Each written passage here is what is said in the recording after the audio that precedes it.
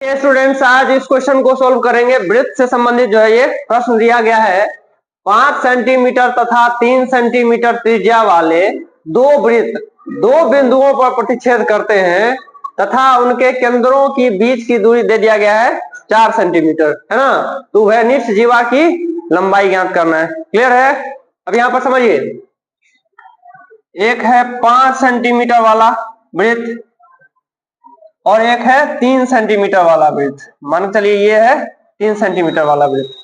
समझ आ रही बात? तो दोनों वृत्तों का जो तो सेंटर होगा, एक का सेंटर O मान लेते हैं और एक का सेंटर O डैश मान लेते हैं। समझ में आ रही है? तो बड़े वाला जो वृत्त का जो त्रिज्या है वो कितना है? 5। तो ये जो देखिए दोनों वृत्तों से जो बनने वाली ये जीवा है, जीवा मतलब दो बिंदुओं को मिलाने वाली जो रेखा होती है उसको क्या कहते हैं? जीवा। इससे इसको मिला देंगे तो ये इसका त्रिज्या हो गया।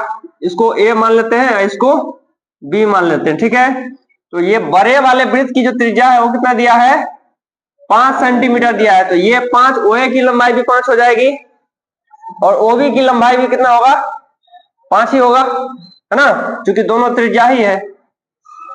चलिए, और छोटा वाला का कितना दिया है? 3। और इधर O डैश O को मिलाएंगे तो ये कितना हो गया? 3 सेंटीमीटर। और O डैश B को भी मिलाएंगे तो ये भी तो त्रिज्या ही है ना।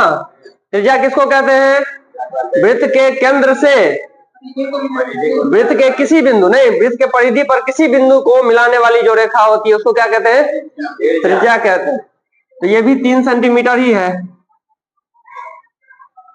उनके केंद्रों के बीच की दूरी, तो केंद्र एक ये हो गया, इसका बड़ा वाला जो सर्कल है उसका केंद्र ये हो गया और छोटा वाले का केंद्र ये हो गया। इस दोनों केंद्रों के जो बीच की दूरी है वो कितना है बुआ? 4 सेंटीमीटर। चलिए, ये 4 सेंटीमीटर है। चलिए ठीक है। तो कह रहे उभयनिष्ठ जीवा, मतलब इसके लिए भी एक ये जीवा का काम करेगा, बड़ा वाला वृत्त के लिए भी, और ये छोटा वाला वृत्त के लिए भी जीवा काम करेगा। तो इसलिए उभयनिष्ठ का मतलब क्या हो जाता है? जो दोनों में हो, नहीं, जो दोनों में हो। तो इस AB का आपको लंबाई जो है पूछ रहा है, AB बराबर वाट। अब देखिए, अगर हम इसमें देखें OA और O डैश एक ट्रायंगल बन रहा है कि नहीं बन रहा है? तो ट्रायंगल में हम देख रहे हैं 5 सेंटीमीटर OA की लंबाई हो गई, O डैश A की लंबाई कितना? 3 सेंटीमीटर है यहाँ पर, और O डैश की लंबाई कितना है? 4। मतलब एक ट्रायंगल बन गया, त्रिभुज बन गया, और त्रिभुज में तीनों साइड हमको दे दिया गया है। तो तीनों साइड तो अलग अलग है, 3 है, 4 है और 5 है। तो अगर तीनों साइड पता रहता है तो कौन सा फॉर्मूला लगाएंगे? बिल्कुल, हेरोन्स फॉर्मूला लगाएंगे। इससे हमारा इस त्रिभुज का क्या निकल जाएगा? एरिया निकल जाएगा, क्षेत्रफल निकल जाएगा। चलिए इसको सॉल्यूशन करते हैं। यहां OA बराबर हो गया 5 सेंटीमीटर, O डैश A बराबर हो गया 3 सेंटीमीटर, O डैश बराबर हो गया 4 सेंटीमीटर। नहीं, क्योंकि O डैश एक त्रिभुज है,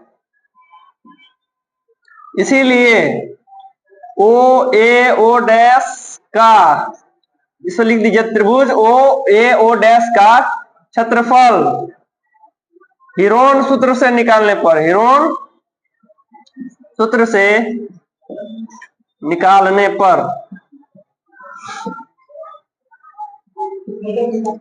तो हीरोन सूत्र से निकालने के लिए सबसे पहले क्या निकालते हैं? S मतलब सेमी पेरीमीटर, नहीं, अर्ध परिमिति जिसको बोलते हैं।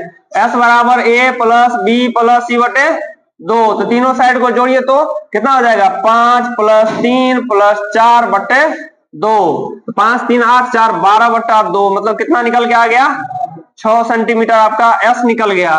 तो इसीलिए क्षेत्रफल बराबर, क्षेत्रफल का क्या फॉर्मूला होता है बुआ?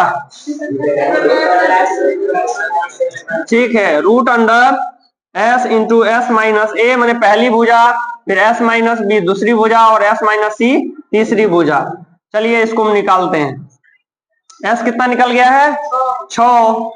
फिर 6 माइनस 1, पहली वाली 5 मान के चलिए, घटाइए, दूसरा 6 माइनस 3 ले लीजिए, फिर 6 माइनस 4। क्लियर हो रहा है? बराबर रूट अंडर 6 गुना 6 में से 5 घटाइए 1, 6 में से 3 3 और 6 में से 4 2।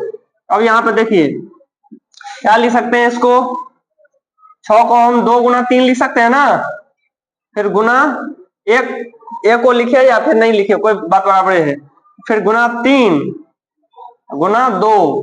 देखिए 3 का भी जोड़ा है और 2 का भी जोड़ा है, तो 1 2 निकल जाएगा, 1 3 निकल जाएगा, तो 3 दूना कितना हो गया 6 सेंटीमीटर स्क्वायर। 6 सेंटीमीटर स्क्वायर निकल गया आपका क्षेत्रफल हीरोन्स फॉर्मूला से। नहीं, लेकिन चूंकि यह एकदम सीधा है, परपेंडिकुलर बन रहा है, तो मतलब ये क्या बन रहा है 90 डिग्री। नहीं, तो ये ऊंचाई हो रहा है। एक फॉर्मूला और त्रिभुज का क्या होता है, बिल्कुल, जब ऊंचाई दिया रहे और आधार दिया रहे तो 1/2 गुना आधार गुना ऊंचाई। तो क्षेत्रफल जब 1/2 गुना आधार गुना ऊंचाई है ना, इस फॉर्मूला से भी निकाल सकते हैं। तो क्षेत्रफल आ कितना गया है 6 सेंटीमीटर स्क्वायर। अब यहाँ पर देखिए 1/2 गुने आधार कितना हुआ, आधार कितना है 4 सेंटीमीटर गुना ऊंचाई, ऊंचाई तो हमको निकालना ही है, ये फाइंड करना है। इसको आप मान सकते हैं, कुछ नाम दे दीजिए, डी मान देते हैं, इस पॉइंट का नाम क्या दे देते हैं डी। तो यानी एडी जो हो जाएगा, एडी ऊंचाई हो जाएगा बराबर 6 सेंटीमीटर स्क्वायर। 2 दूना 4 और 2 से कट जाएगा 2 तिया 6, है नहीं। चलिए, तो यहाँ पर एडी बराबर कितना निकल गया बुआ 3 सेंटीमीटर। कह रहा है उभयनिष्ठ जीवा, तो जितना लंबाई इसका है उतना ही लंबाई इसका भी हो जाएगा। क्लियर हो रहा है, क्योंकि जितना त्रिज्या इतना है उतना ही त्रिज्या ये भी है, जितना ये 3 है उतना ही 3 ये है, तो जितना एडी का लंबाई होगा उतना ही डीबी का लंबाई होगा।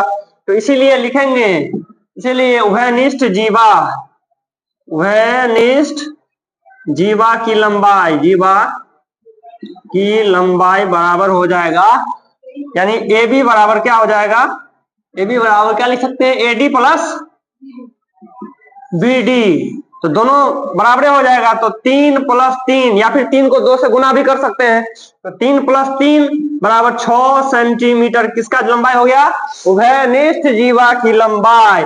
This is the right answer. Okay, ऐसे ही जो है चैनल को आगे बढ़ाते रहिए, लाइक सब्सक्राइब करते रहिए, इस टाइप का और वीडियो जो है लाएंगे आप लोगों के लिए। Okay, thank you.